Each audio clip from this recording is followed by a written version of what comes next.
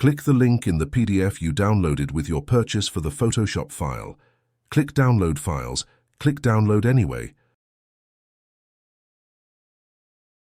Once the download is complete, locate your file and right-click. Click Extract All. Open the Photoshop file and launch Photoshop.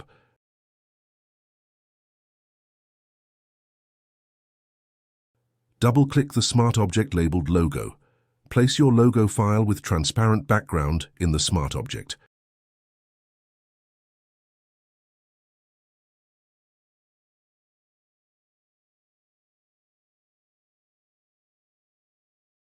Close and click on Save Changes. Adjust and enjoy.